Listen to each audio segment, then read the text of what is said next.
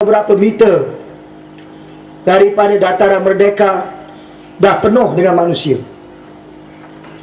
Itu baru pukul 10 pagi.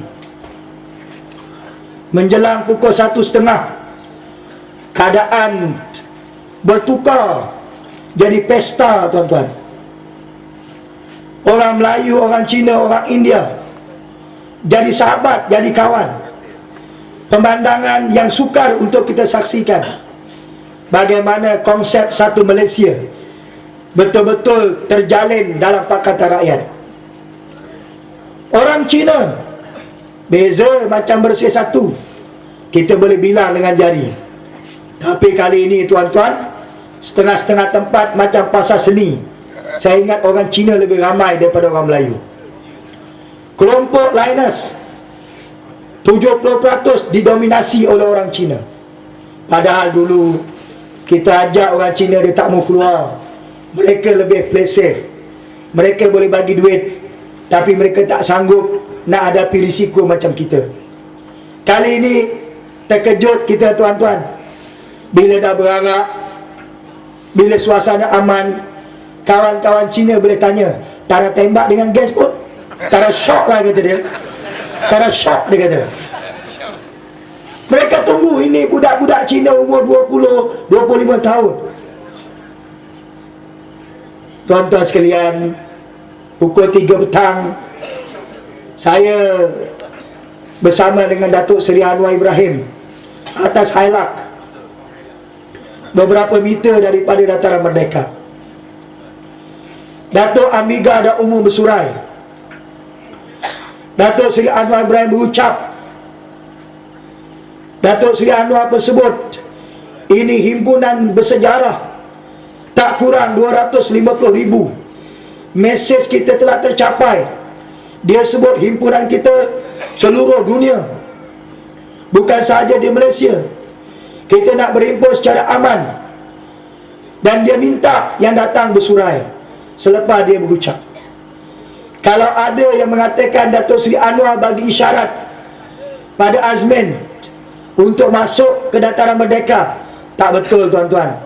Sebab saya bersama dengan Datuk Seri Anwar Ibrahim. Tak ada isyarat, tak ada apa-apa arahan daripada mana-mana pimpinan yang berada di atas Hailak. Walaupun orang muda, kita dengar menjerit-jerit bila kita umum nak bersurai, anak-anak muda menjerit, tuan-tuan, dataran, dataran, dataran. Tapi kita tak layan, sebab kita tahu kalau jadi kecoh, nanti macam-macam dimanipulat oleh Barisan Nasional yang menggambarkan bahawa kita sengaja nak mencetuskan huru-hara. Matlamat kita tercapai. Kita boleh bagi tahu masyarakat antarabangsa apa tujuan kita nak berhimpun.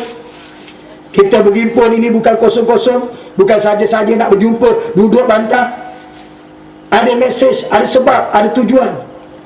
Tidak lain dan tidak bukan kita nak menuntut satu pilihan raya yang adil, yang bersih. Kalau pilihan raya boleh berjalan dengan aman, bersih, dengan tuntutan-tuntutan yang kita minta, keadilan media, bersihkan daftar pemilih, tolak penipuan dan rasuah pilihan raya, ada 8 tuntutan kita. Kalau tuntutan ini boleh dihadapi dan diselesaikan mengikut package atau formula yang kita bawa, kita angkat. Kalau pilihan raya berjalan, rakyat bebas nak pilih mana-mana parti yang dia nak, dan rakyat mengekalkan BN, mengekalkan UMNO, kita tak ada masalah. Kalau memang itu kehendak rakyat, dia nak kekalkan BN, nak kekalkan UMNO dalam pemerintahan. Yang jadi masalah, tuan-tuan, rakyat dipaksa untuk hanya memilih Barisan Nasional. Betul tak? Mereka tak ada pilihan. Surat khabar, media elektronik 24 jam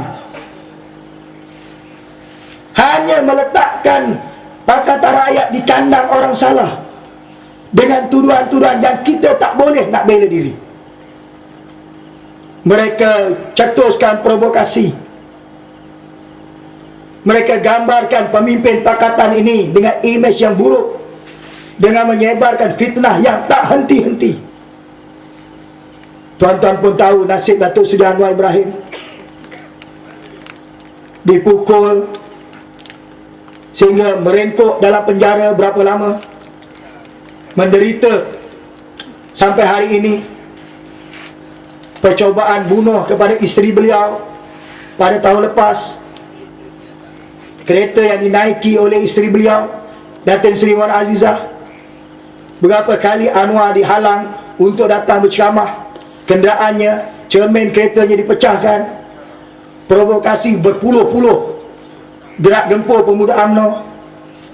Mereka sengaja nak timbulkan provokasi. Bila mereka gagal berbuat demikian dengan Datuk Seri Anwar, mereka buat dengan Azmin Ali. Siar dalam surat khabar, dalam TV, imej Azmin Ali seolah-olah dia berzina dengan individu yang tidak dikenali, tapi digambarkan inilah dia Azmin Ali. Pengakuan pula daripada ibu dia bahawa Azmin ini kononnya 9 bulan tak balik. Digembar-gemborkan ini anak derhaka. Macam-macam yang mereka buat, tuan-tuan. Tak bagi can langsung untuk pemimpin ini membela diri. Adakah ini adil layanan yang media bagi kepada pimpinan Pakatan Rakyat? Tuan-tuan boleh bandingkan dengan media di negara lain. Hatta di Singapura pun, tuan-tuan, sekarang ini media lebih bebas. Bila pilihan raya, tidak ada sekatan kepada media. Bahkan nak buat ceramah, nak kempen di Singapura, bukan lagi ceramah, tapi rapat umum, tuan-tuan, yang jumlahnya jauh lebih besar. Disediakan stadium di Singapura, tuan-tuan. Bila Lee Kuan Yew komen kepada anaknya, kenapa beri laluan kepada pembangkang, apa jawapan daripada Shen Long? Dia kata, pendekatan zaman Lee Kuan Yew dah berakhir. Sekarang zaman saya, zaman bapa saya dah berlalu, dia kata. Kalau hari ini dia kata saya kekalkan pendekatan keras seperti bapa saya bimbang Singapura akan jadi macam Mesir, macam Yaman. Bila suara rakyat disekat, akhirnya rakyat guna jalan raya untuk jatuhkan kerajaan dan pimpinan mereka. Saya tak mahu pertumpahan darah berlaku di Singapura.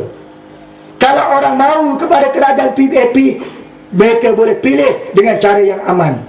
Kalau orang tolak PAP, saya nak buat apa-apa, sebab rakyat Singapura bukan bodoh. Mereka bukan bodoh, tak tahu nak pilih kerajaan mana yang terbaik untuk mereka. Itu Singapura, tuan-tuan. Malangnya, negara yang imejnya dulu keras macam Singapura dah berubah. Tiba-tiba Malaysia ni, tuan-tuan, tak berubah-ubah sejak merdeka, tuan-tuan. Pemimpin korup, tapi mereka tak mengaku. Mereka anggap kerajaan mereka bersih, yang terbaik dalam dunia. Sikit-sikit sebut terbaik, terbaik. Bila kita lihat pemerintahan mereka, rakyat persoalkan integriti mereka dengan bukti-buktinya yang sepatutnya jadi pengajaran kepada mereka, tapi mereka bertahan dengan kebebalan dan engkar mereka, enggan mereka menerima pandangan daripada pihak lain. Macam mana kita nak bina negara kita dengan pendekatan yang jauh lebih baik daripada apa yang kita buat pada masa kini? Medannya ada di Parlimen, tapi suara ahli Parlimen disekat. Bila bercakap lebih, dihalau keluar daripada Dewan. Inilah keadaan dan suasana negara kita Malaysia. Okeylah, kalau kita nak berhujah, mereka bercakap